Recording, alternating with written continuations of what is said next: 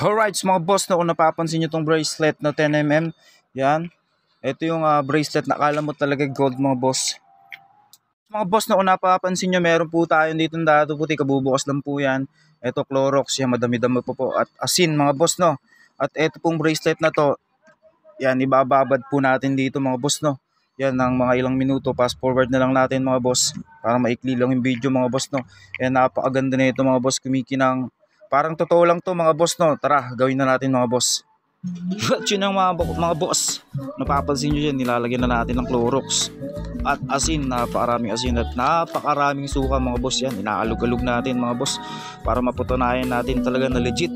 Na hindi nagpe-fade, mga boss. Yung hindi mawawala yung kulay ng pagiging gold, mga boss. No, alright.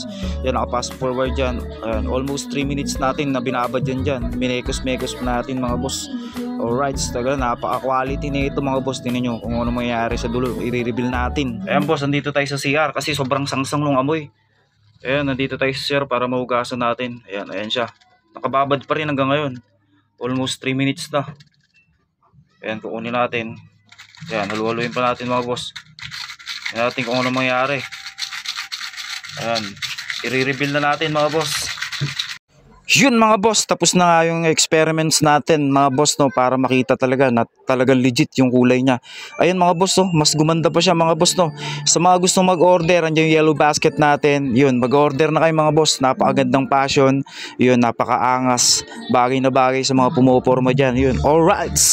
Order na.